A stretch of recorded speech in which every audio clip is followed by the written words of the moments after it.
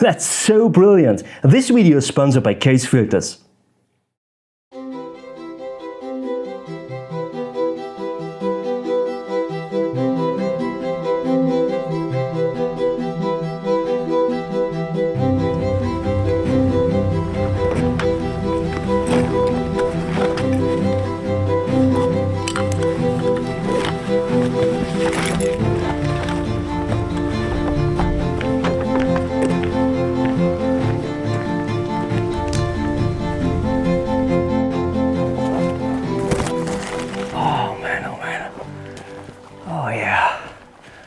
Oh, beautiful. My friends, a very good morning. I planned that moment already, I think, almost a year ago or so. And I wanted to go to that amazing, epic place to get a killer shot. And the thing is, I have big troubles with my van in the moment. So I'm not really able to drive anywhere. It's in the garage, an hour from me or so. And this, it's just my local woodland actually. I think half an hour from me. And this raises a question: is it necessary actually to have or to get to an epic place to get a killer shot, or is it also possible, straight behind your house or so? I would say let's find out what's possible here.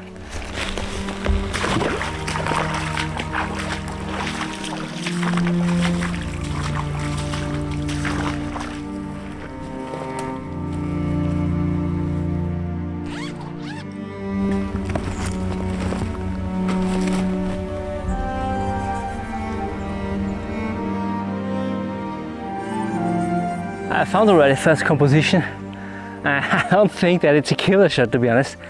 I found this tree back there. And the interesting is, it's early autumn here when I'm recording this here now. Some of the leaves up on the trees are already a little bit yellowish, start to get a little bit orange already, but there's still lots of trees are green. And the quite interesting thing is, usually in autumn we look for yellows, oranges, reds, everything like that. But I got attracted by this tree here, and it is, it has totally green leaves. But anyway, I like it. And before, so when I came along here, I saw that there was the fog rolling in the backdrop, and this looks really fantastic. I hope I was quick enough. I'm not sure. I got the shot. I was fine-tuning it already, and then I took it, and then I saw it went already away, the fog. So anyway, I'm happy with this image. From a technical side, I use a circular polarizer and ISO 320. I think at least this was what I wanted to take. I'm not sure about the test shot. I will write it to the image so that you see what I really took. Again, I was not finished with fine-tuning it. But sometimes we have to be quick with building up our composition. To the composition, maybe a little bit, we have lots of this deadwood here in the foreground. What I think gives a fantastic sense of depth here to the image. It's not only the portrait of the tree, it's almost a portrait, but not really. We have also lots of elements in the foreground. It has a little bit of a story, the tree back there.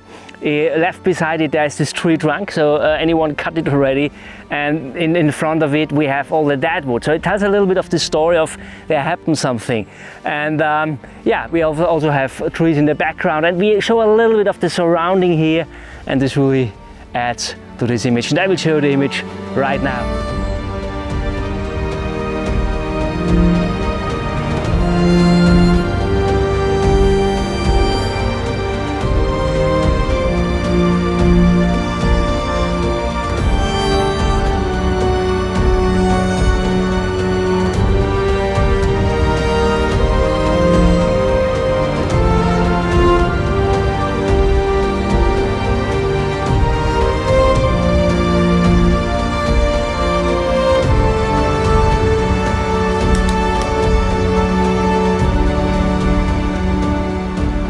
An important thing in woodland photography especially is always to look what a light does, and interesting is the sun will go up in that direction, but the light comes currently from that direction. The reason therefore is that we have a little gap up there. It's always important to look what the light does, and I don't know, I think I've never been in a direction like that over there. I would say, let's head over there, let's have a look if there's also anything to photograph.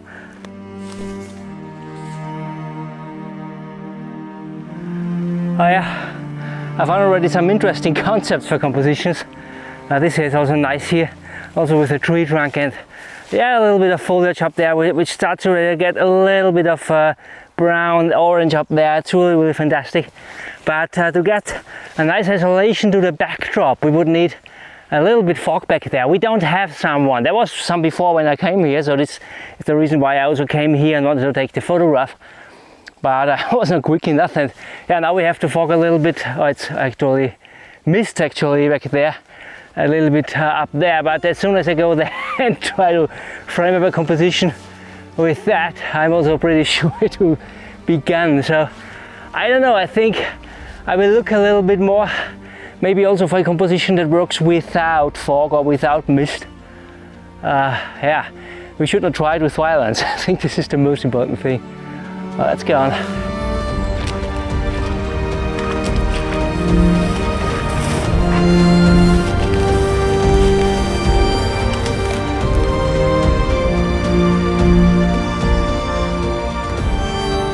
I found one more composition and I'm really happy with this one, I have to say. Although it's a quite simple one, it's a really simple one. It's actually just a portrait of this tree back there, and it's one of those that has already a little transition to yellow leaves and a little bit of brown on there, and orange and so. And what I really like is also this little tree in the foreground, this conifer tree. It looks a little bit, there is a little connection between these two. It's a little bit like the mother back there and the child in front of there. I mean, it's a different sort of trees, but yeah, I think you get what I mean. It looks a bit more mother and child or so. I also like the trees in the left hand side, which frame the tree a little bit. At the right hand side, a little bit before, I had a little bit more mist in the backdrop, so to isolate it a bit better than it is in the moment. Yeah, it's really tricky with the mist at the moment. I checked the weather maps and that already for I think the last 10 days or so, and I never got any atmospheric conditions. It was too dry, honestly. And today is the first day where we get a little bit more, because it rained overnight. We get a little bit more of atmospheric conditions, and I think it's good. It's a good composition. I also like this orange patch at the right bottom corner. It's just subtle, but I really like that. Same as before, I use a circular polarizer.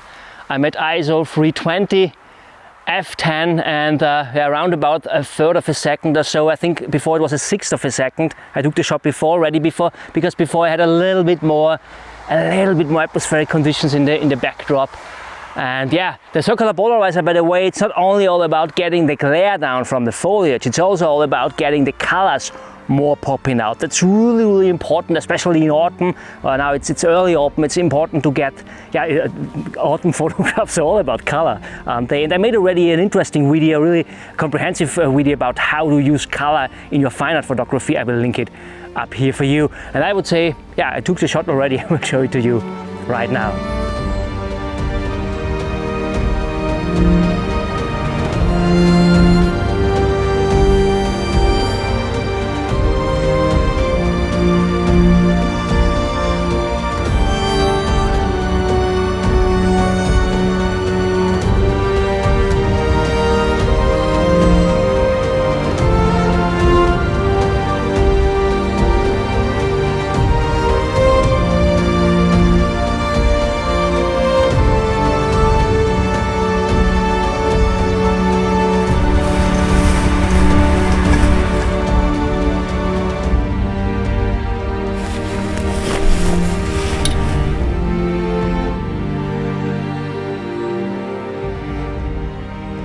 It should have got the highlight of this year actually, going to the place I mentioned in the beginning.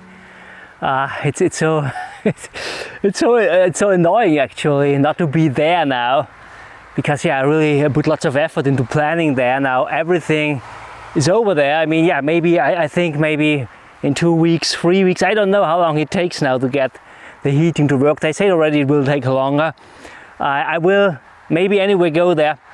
But for the moment, I have to deal here with my local area without any preparing or so, and I think that's the biggest problem actually.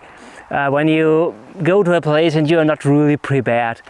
So What I found now is, I found the same tree as before actually.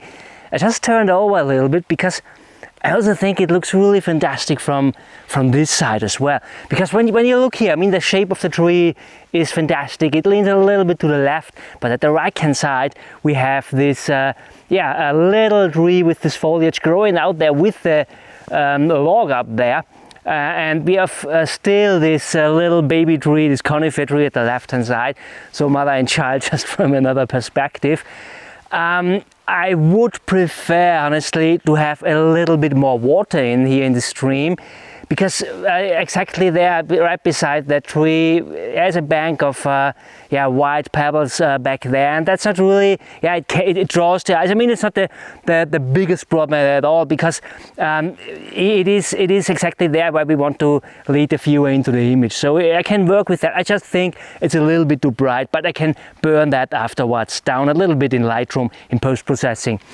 Now, what I did is, what I like here really is we have a little bit better isolation to the distance. So when you look here, we have this amazing foliage, this amazing tree with a little glowing foliage here, a little bit yellow, a little bit brown coming through, and so.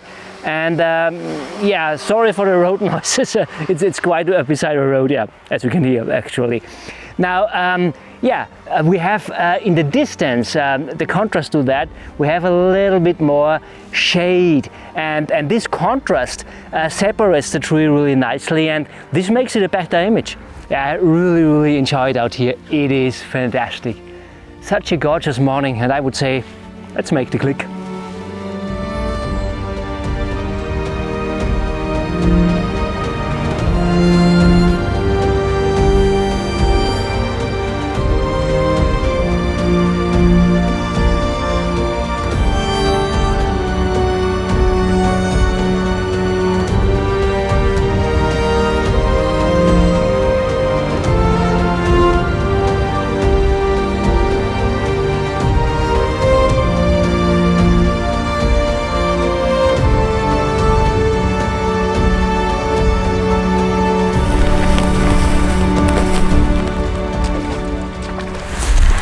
I have to be quick.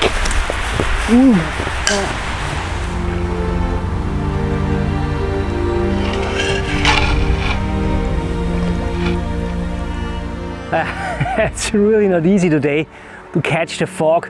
It's really, I was a little bit more over there in my last composition. I tried to work on one there with this bush, but I think there is not enough contrast there. We would need more colors up there actually. It's a typical later autumn or middle to later autumn composition. But then I saw that fog was rising there. It looked a bit like the water was a bit steaming and so on. There came a little bit through, and it looked really fantastic. And I ran over here with the tripod and I spotted these leaves here, and I thought it's maybe good to, I always try to tell the story of that place, and it's all about these streams here. There's so many streams, and also grasses and these big leaves here would grow everywhere here, and this looks really fantastic. And I picked out this one here as my foreground element. I use it to get a little bit more depth into my scene. I also have the water in the midground, and to the distance, I also have the trees there. I mean, it doesn't look after much now when you look back there. There is not really much definition there. There is not really much isolation between all the trees to the backdrop. We had that before a little bit better. I hope I caught it. I took some test shots quickly. It's really not easy today, I have to say. So I would say I took the shot already, and I will show it to you right now.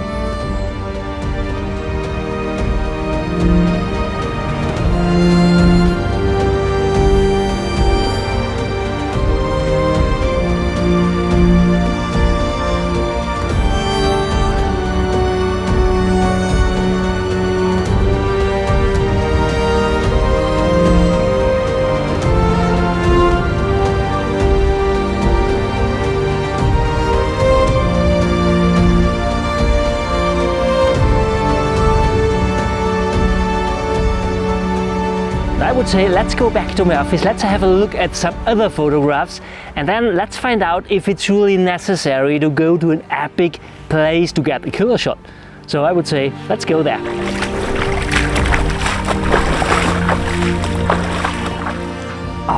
What a morning! I worked on some more compositions, and one of the photographs I got, by the way, is even a portfolio shot. We'll talk about that later. First of all, let's find out whether we need to go to epic places for getting a killer shot, or if that is possible at any location. And therefore I would say, let's define what a killer shot is actually. And for me, a killer shot is simply a portfolio shot that has a broad interest. What do I mean by that? Well, when we look at this image here, for instance, yeah, this is a portfolio shot. It has a clean composition, there is mood conveyed, it is a 5-star image which I sell over my website. All these photographs are portfolio shots, they look nice, I love them, but it is a question of taste if someone gets blown away by them. But when we look at this image here in contrast, this is what I would call a killer shot. It is simply something extraordinary. There's energy in the photograph. An image like these have a huge impact on the viewer. Of course, also for a killer shot. It is a question of taste, but it is more likely that you will hear people saying something like, "Wow, what a photograph," when they look at your photo. There are several things to consider when it comes down to taking a killer shot, but that would be stuff for an own video, I think. Yeah, leave me a comment below if I should make a video about that. The question for this video was, is there a killer shot possible at any location? And I would say there is at least a portfolio shot in every single location. We are just not always able to see it. Killer shots are quite rare in my experience. You need something extraordinary and you need energy.